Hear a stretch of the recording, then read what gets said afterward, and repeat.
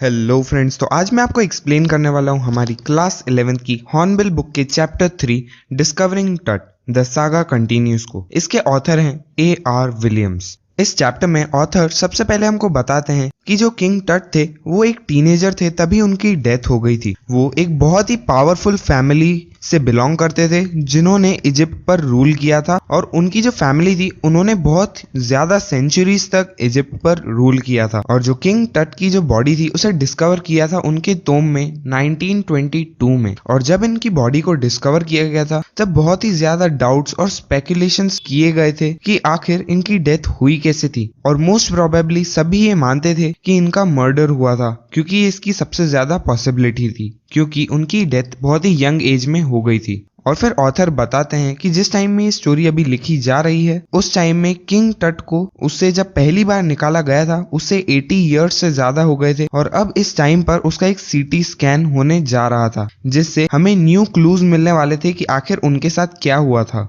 जिस दिन उन्हें वापस ले जाया जा रहा था सीटी स्कैन के लिए, तब टोम के आसपास बहुत ही ज्यादा विंड चलने लगी थी, बहुत ही डार्क क्लाउड्स आ गए थे, जो विंड स्पीड थी वो भी बहुत तेज हो गई थी जब किंग टट की बॉडी को वहां से ले जाया जा रहा था उनकी सीमेंट्री से। और उनकी जो सीमेंट्री थी उसे वैली ऑफ द किंग्स भी कहा जाता था। ये टाइम था 5 जनवरी 2005 का, जब शाम के 6 बज रहे थे। और जो वर्ल्ड की सबसे ज्यादा फेमस मम्मी थी जो कि किंग टट की थी उसे पहली बार सीटी स्कैन के लिए अब ले जाया जा रहा था, जिनकी डेथ अराउंड 3300 ईयर्स पहले ही हो चुकी थी। उस दिन दोपहर को जिस दिन उनकी बॉडी को ले जाया जा रहा था, टूरिस्ट की बहुत बड़ी लाइन पूरे वर्ल्ड से उन्हें देखने के लिए आई थी। वो एक रॉक कट टोम में जिनमें उनकी बॉडी पड़ी हुई थी, जो कि 26 फीट जमीन से नीचे था, मतलब अंडरग्राउंड था। वहां पे इतने सारे टूरिस्ट उन्हें रिस्पेक्ट देने के लिए खड़े थे। उन सभी ने उनके टोम के अंदर की लार्ज पेंटिंग्स को देखा, उनके बरियल चेम्बर्स को देखा, और किंग टट की कॉफिन को देखा जो कि पूरा गोल्ड से बना हुआ था। और जो सबसे स्ट्राइकिंग फीचर था उस मम्मी का वो था उसका कॉफिन लिड, जो कि पूरा एक मम्मी के शेप से ही बना हुआ था। उस समय सारे जो विजिटर्स वहां पे खड़े थे कुछ गाइड बुक्स को पढ़ रहे थे और आपस में बातें कर रहे थे, कुछ साइलेंटली खड़े थे और सोच रहे थे कि आखिर इस किंग की डेथ हुई कैसे थी, और कुछ फेरो के कर्स को भी विस्पर कर रहे थे या उसके बारे में सोच रहे थे, जो कि था डेथ और misfortune falling upon those who disturb him. और इस बारे में डिस्कस कर रहे थे। इसका मतलब था कि अगर किंग टट की बॉडी को कोई भी डिस्टर्ब करेगा तो हो सकता है उस पे या फिर बुरी किस्मत आ जाए या फिर उसकी डेथ हो जाए। और इस बारे में वो डिस्कस कर रहे थे कि क्या ये कर्स सच है या नहीं। उसके बाद जो secretary general of Egypt supreme council of antiques होते हैं, जिनका नाम है जाही हवास, वो कहते हैं कि जो कुछ कार्टर ने 1920 में इस मम्मी के साथ किया है उसके कारण ही इस मम्मी की कंडीशन इतनी खराब है। जो कार्टर है उनका पूरा नाम था हावर्ड कार्टर, जो कि एक ब्रिटिश आर्कियोलॉजिस्ट हैं। उन्होंने ही टट के टोम को डिस्कवर किया था 1922 में, बहुत ही रिसर्च और सर्चिंग करने के बाद। और जब उन्होंने इस टोम को डिस्कवर किया था तो उनके सारे एंटीक्स, उनकी जो सारी चीजें थी वो सब वैसी की वैसी थी और सभी कंप्लीट थी, उनमें से कुछ भी निकाला नहीं गया था। और वो ये भी बताते हैं कि ये आज तक की सबसे ज्यादा रिचेस्ट रॉयल फैमिली का कलेक्शन था जो आज तक डिस्कवर हुआ था, जिसमें बहुत सारे आर्टिफैक्ट्स थे गोल्ड के और इस तरीके की बहुत सारी चीजें थी। और वो इतनी ब्रिलियंट थी कि उन्हें देख के ऐसा लगता था कि शायद उन्होंने इसीलिए इन सब चीजों को वहां रखा है कि अगर कभी किंग टट जैसे कि वापस अपनी लाइफ में वापस आ जाएंगे तो वो इन सब चीजों के साथ रहेंगे। और किंग टट का जो टोम था वो उस टाइम की एक सेंसेशनल डिस्कवरी बन गया था। इस चीज पे बहुत ज्यादा अटेंशन दिया गया था। और किंग टट के टोम के साथ उनके board games, bronze razors, garments, खाने के बॉक्सेस और वाइन, इस टाइप की चीजें भी रखी गई थी। और फिर इनके बारे में रिसर्च महीनों तक चलती रही। इनको रिकॉर्ड किया गया कि इनके फ्यूनररी ट्रेजर्स में, मतलब उनकी जब बरियल सेरेमनी हुई थी तब उनके ट्रेजर में क्या क्या रखा गया था, इन सब चीजों को इन्वेस्टिगेट किया गया था। उसके बाद कार्टर ने 3 नेस्टेड कॉफिन्स को इन्वेस्टिगेट करना चालू किया था। जब उन्होंने पहले कॉफिन को खोला तो उसमें कुछ ड्रेसेस पड़ी थी, उस पे कुछ मालाएं चढ़ी हुई थी, willows, olive leaves, wild celery, lotus petals और कॉर्नफ्लावर्स की, जो ये बताते हैं कि शायद जो बरियल का टाइम था वो मार्च या अप्रैल का था, क्योंकि ये जो फ्लावर्स और ये जो लीव्स जो उस बरियल सेरेमनी में उन पर चढ़ाई गई थी, जो उन कॉफिन्स में मिली थी, वो सब मार्च या अप्रैल के टाइम पर ही यूजुअली मिलती हैं। और जब कार्टर ने फाइनली मम्मी को रिसर्च करना स्टार्ट किया तब उन्हें एक प्रॉब्लम आ गई कि एक्चुअल में जब उस मम्मी को उस कॉफिन में रखा गया था तो उसमें कुछ रिचुअल रीजंस डाले गए थे जिससे उनकी मम्मी खराब ना हो। पर अब जब कार्टर ने उस कॉफिन को खोला है तो जो रीजंस थे वो जो कॉफिन के बॉटम से थे वो बिल्कुल वहां पर जाकर सॉलिड हो गए थे, जिसके कारण जो मम्मी थी वो उस कॉफिन के अंदर ही अटक गई थी और कार्टर की बहुत कोशिश करने के बाद भी उसे वो बाहर नहीं निकाल पा रहा था। जो कार्टर था उसने सन की पावर को भी यूज करने की कोशिश की, क्योंकि इजिप्ट में जैसा कि हम जानते हैं सन की हीट जो रहती है वो बहुत ज्यादा रहती है। तो उसने जो मम्मी थी उसको बाहर सनशाइन में भी रख दिया था, जिससे उसने सोचा था कि जो कॉफिन है वो बहुत ज्यादा गर्म हो जाएगा, जिससे जो रेजिन है वो थोड़ा लूज पड़ जाएगा, जिससे मम्मी बाहर आ जाएगी। उन्होंने ब्लेजिंग सनशाइन में उस मम्मी को रखा था जिससे उसका टेम्परेचर 149 डिग्री फ़ारेनहाइट तक आ गया था। फिर भी इतनी हीट के बाद भी कोई फर्क नहीं पड़ा था उस कॉफिन पे और वो उस मम्मी को बाहर नहीं निकाल पा रहा था। फिर उसके बाद उन्होंने फैसला किया कि वो उस मम्मी को चिजल आउट करेंगे, मतलब उसे रेजिन को तोड़ तोड़ कर बाहर निकालने की कोशिश करेंगे उनके लिम्स, उनके ट्रंक एरिया से, ताकि वो उस किंग्स के रिमेन को बाहर निकाल सकें। और उन्हें ये फैसला इसलिए लेना पड़ा उस मम्मी को तोड़ के निकालने का, क्योंकि अगर वो उसे वहीं छोड़ देते उस रात के लिए तो हो सकता था रात को कुछ थीव्स आते जो सारा गोल्ड था उस टोम में उसे लेने के लिए, और उस गोल्ड कॉफिन को लेने के लिए शायद वो उस मम्मी को और बुरी हालत में वहां से निकालकर वहीं छोड़कर चले जाएं। तो इसीलिए उन्होंने फैसला लिया उस मम्मी को बाहर निकालने का। फिर वो बताते हैं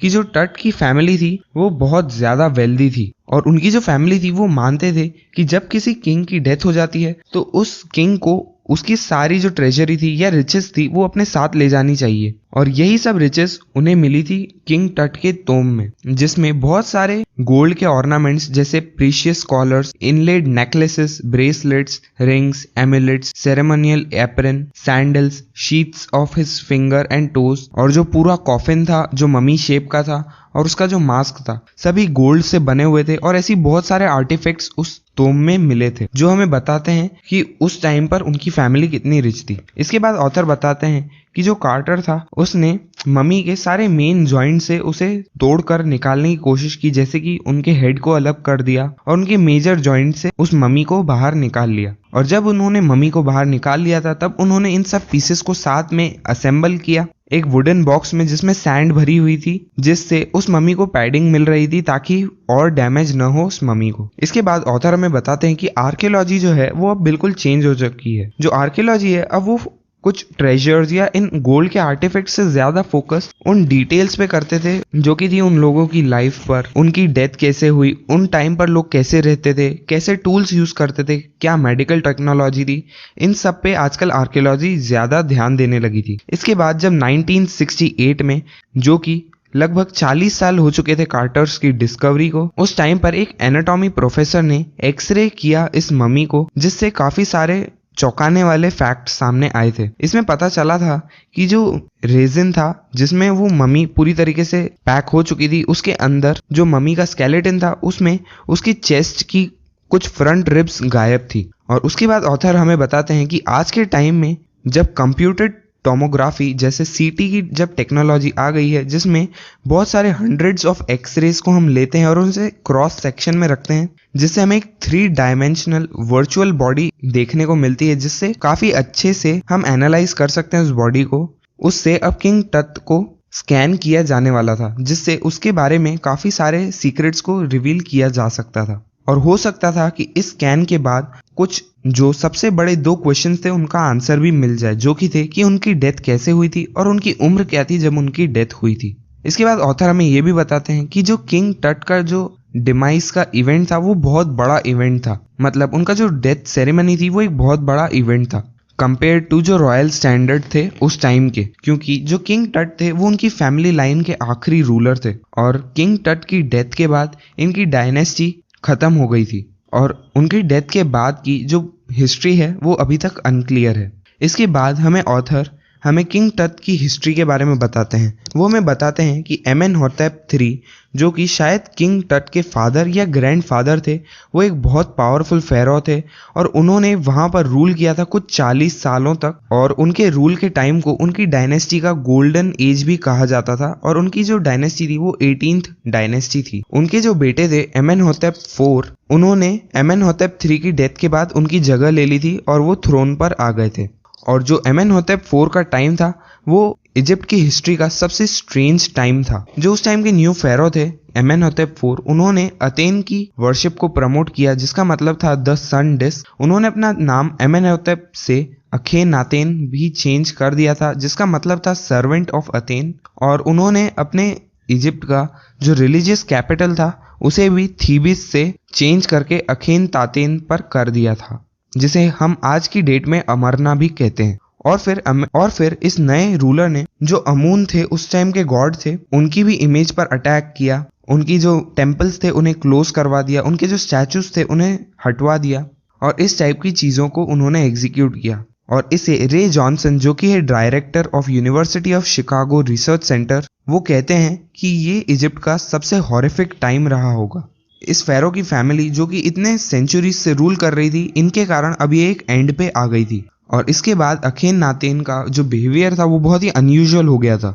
इसके बाद जब अखेनातेन की डेथ हुई तब एक मिस्टीरियस रूलर जिसका नाम था स्मेनखखारे, वो थ्रोन पर आ गए। और वो इतने छोटे टाइम पर थ्रोन पर आए और चले गए कि इनका हार्डली कोई ट्रेस भी है कि ये इनकी हिस्ट्री क्या थी और इनके बारे में कोई भी इंफॉर्मेशन नहीं है। इसके बाद जब स्मेनखखारे थ्रोन से हटे तो इनकी जगह आए तूतनखातेन, जो कि बहुत ही यंग रूलर थे, जिन्हें हम किंग टट कहते हैं आज की डेट में। और जैसे ही तूतनखातेन, जो कि एक बॉय किंग है, वो जैसे ही थ्रोन पर आए उन्होंने अपना नाम चेंज कर तूतनखामुन कर दिया था, जिसका मतलब था लिविंग इमेज ऑफ अमून। और उन्होंने जो पुराने तरीके थे वर्शिप के गॉड अमून के, जो कि अखेनातेन ने हटवा दिए थे, उन्हें रिस्टोर करने की कोशिश की। और फिर कुछ 9 सालों तक रूल करने के बाद वो अनएक्सपेक्टेडली उनकी डेथ हो गई। इसके बाद ऑथर हमें बताते हैं कि इजिप्ट में इतनी ज़्यादा ममीज हैं कि इसके बारे में कोई नहीं जानता है।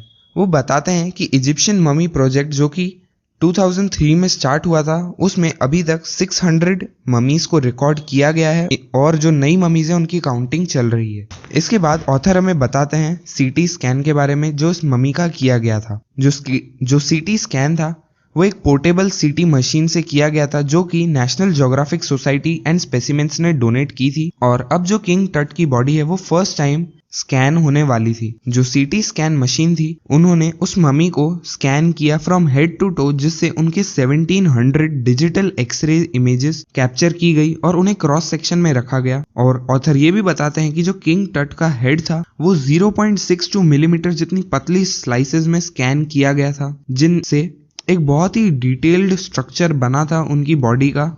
और इसी तरीके से उनकी पूरी बॉडी को स्कैन किया गया था। और उसके बाद एक स्पेशलिस्ट की टीम, जो कि स्पेशलिस्ट थे रेडियोलॉजी, फोरेंसिक, एनाटॉमी, उन सभी ने उनकी बॉडी को एनालाइज करना स्टार्ट किया था, जिससे कि वो किंग टट की बॉडी के सीक्रेट्स को जान सके। जिस दिन स्कैन किया गया था उस रात को जो वर्कर्स थे उन्होंने किंग टट की बॉडी को टोम से निकाला था और वो इस तरीके से उनके कॉफिन को, जो बॉक्स था, उसे लेके आ रहे थे जैसे कि वो कोई पॉल बियरर्स हो। जिसका मतलब है कि जब किसी डेड बॉडी को ले जाया जाता है, उसी तरीके से वो लोग भी किंग टट की बॉडी को ले जा रहे थे। वो सबसे पहले एक रैंप से होते हुए स्टेयर्स को क्रॉस करके एक हाइड्रोलिक लिफ्ट से उस बॉडी को सीटी स्कैनर तक लाए थे। उनकी बॉडी को लाने के 20 मिनट के बाद दो वर्कर्स नियर बाय ऑफिस से भागते हुए वापस आ रहे थे और वो 2 प्लास्टिक व्हाइट फैंस लेकर आए थे अपने साथ में, क्योंकि जो सीटी स्कैनर था, जो कि $1 मिलियन का था, उसके कूलर फैन में सैंड जाने के कारण वो बंद हो गया था। और इस कंडीशन पे एक गार्ड जोकिंग वे में कहता है कि शायद ये फेरो का कर्ज है, जिसके कारण ये स्कैनर बंद हो गया। पर इसके बाद जो सब्स्टिट्यूट फैंस को लगाया गया था, उससे जो सीटी स्कैन था वो अच्छे से हो गया। और उसके बाद जब एक बार चेक कर लिया गया कि कोई डाटा लॉस्ट नहीं हुआ है, टेक्नीशियंस ने टट की बॉडी को वापस वर्कमैन्स को दे दिया, जिन्होंने वापस से टोम में ले जाकर रख दिया। और 3 घंटों के अंदर अंदर ही जब टट के कॉफिन को उनके चेम्बर से निकाला गया था, उसके अंदर ही उन्हें वापस उनकी जगह पर रख दिया गया जहाँ पे 3300 साल पहले प्रीस्ट ने उन्हें रखा था। इसके बाद ऑथर हमें बताते हैं कि जो टेक्नीशियंस थे उन्होंने एस्टॉनिशिंग इमेजेस मतलब बहुत ही अच्छी और डिटेल इमेजेस बनाई कंप्यूटर स्क्रीन पर किंग टट की, जिसमें उनके हेड का एक बहुत ही क्लियर इमेज बना था। साथ ही में जो टेक्नीशियंस थे उन्होंने पूरी बॉडी को उस स्क्रीन पर पूरा टिल्ट कर कर अलग अलग डायरेक्शन से बहुत ही अच्छे से देखा। और ऑथर हमें ये भी बताते हैं कि जो किंग टट की नेक वर्टिब्रेट थी, मतलब जो नेक की बोन थी, वो इतनी क्लियर थी उस स्कैन के बाद उस कंप्यूटर स्क्रीन पर जैसे कि किसी एनाटॉमी क्लास में दिखाई जाती है। साथ ही में जो दूसरी इमेजेस थी उन्होंने उनमें उनके हाथों को, उनके रिब केज को, उनके स्कल को, इस तरीके से उनकी बॉडी को देखा। और जब सारा प्रोसीजर खत्म हो गया था उसके बाद जो ज़ही हवास थे वो स्माइल करते हैं और वो काफ़ी रिलीव्ड दिखते हैं क्योंकि सारी चीज़ें बहुत ही अच्छे से हो गई थी और कुछ भी गलती नहीं हुई थी। साथ ही में ज़ही हवास ये भी कहते हैं कि वो उस दिन पूरी रात तक एक सेकंड के लिए भी नहीं सोए थे क्योंकि उन्हें बहुत चिंता हो रही थी कि कुछ ना कुछ गलती ना हो जाए, पर अब वो आराम से जाकर कुछ देर सो सकते हैं। साथ ही में इसके बाद ऑथर हमें बताते हैं कि एक बार जब किंग टट की बॉडी को वापस ले जाया गया तब जो विंड थी जो बहुत ही तेजी से ब्लो कर रही थी, वो विंड स्पीड अब बहुत कम हो गई थी। जो विंटर एयर उस टाइम ब्लो कर रही थी वो भी अब स्लो हो गई थी और ऐसा लग रहा था कि जो वैली ऑफ डिपार्टेड थी, जो उस जगह को कहा जाता था, वो खुद भी अब एकदम इतनी शांत हो गई है जैसे इसकी भी डेथ हो गई हो। और साथ ही में ऑथर हमें ये भी बताते हैं कि किंग टट का जो टोम था उसके गेट के जस्ट ऊपर ओरियन कॉन्स्टेलेशन प्रेजेंट था, जिसे इजिप्शियंस सोल ऑफ ओसिरिस भी कहते हैं। और ये जो ओसिरिस हैं जिन्हें इजिप्शियंस मानते हैं कि वो गॉड ऑफ आफ्टर लाइफ हैं और वो इस बॉय किंग पर नजर रखते हैं। तो इसी के साथ खत्म होता है हमारा चैप्टर डिस्कवरिंग टट, द सागा कंटिन्यूज। अगर आपको ये वीडियो पसंद आई हो तो प्लीज़ इस वीडियो को लाइक करें और अगर आप ऐसी वीडियोस को देखते रहना चाहते हैं तो इस चैनल को सब्सक्राइब करें। अब मैं आपसे मिलता हूँ अगली वीडियो में। Thank you.